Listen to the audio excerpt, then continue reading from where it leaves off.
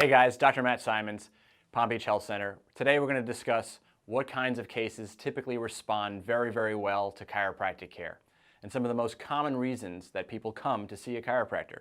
The most common reason that people go to see a chiropractor obviously is for back pain, neck pain, headaches, sometimes even pain through their extremities, meaning shoulders, arms, hands, legs, things like that.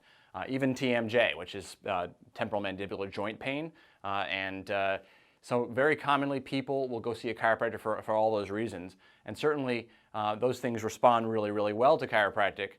But remember, the purpose of pain is actually to tell you that something is wrong and also to tell you, what you should do and what you shouldn't do. So if you've got pain, your body's saying, hey, something's wrong. Remember, the goal and the focus of chiropractic care is to improve the function of your nervous system and its ability to control and regulate all the systems, organs, functions, cells, and muscles in your body. So if you have something that was structurally misaligned, then of course you should be realigning that. But if your brain can't communicate well with your muscles for whatever particular muscle it might be going through, so whether that's going to your spine or out to one of the extremities, then you're going to have a really hard time realigning that by yourself.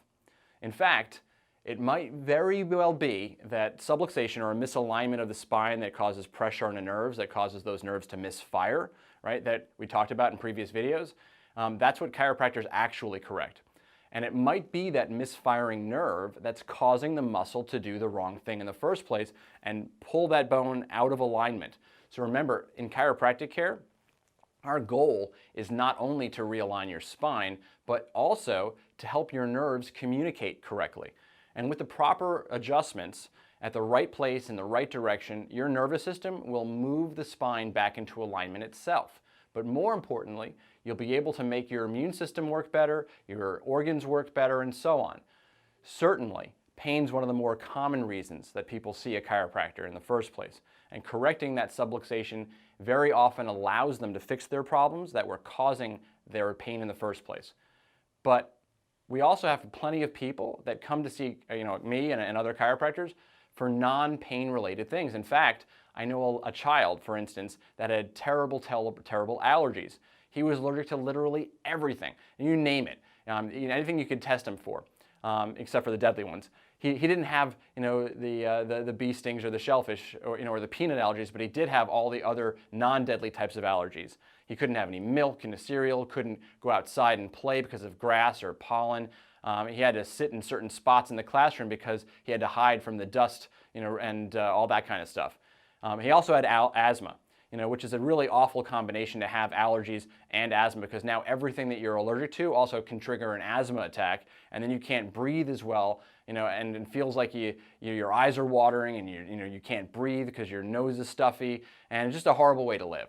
And in fact, every cut that this kid received, he got infections, whether he scraped a knee or a finger, it always got an infection.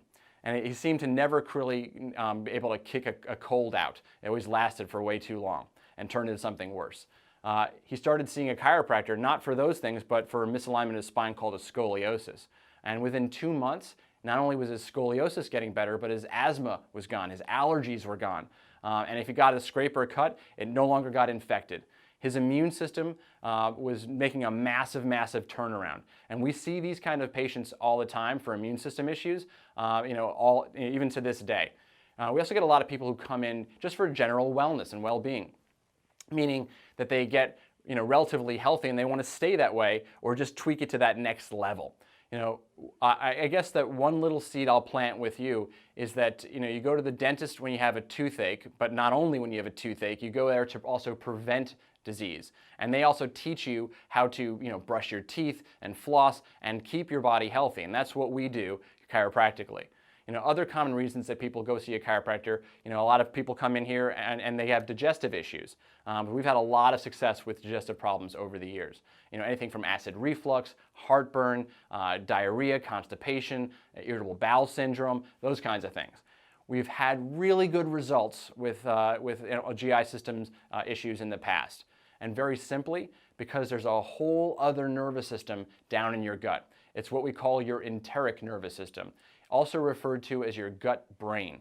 It's a complex nervous system, not quite as complex as the one up here in your head, but nonetheless really quite complex. It has the ability to make choices and decisions, and it even has emotions, which is why we always say we have a gut feeling about something. You've probably heard of the neurotransmitter serotonin. Serotonin is thought of as the happy neurotransmitter because it makes people feel happier.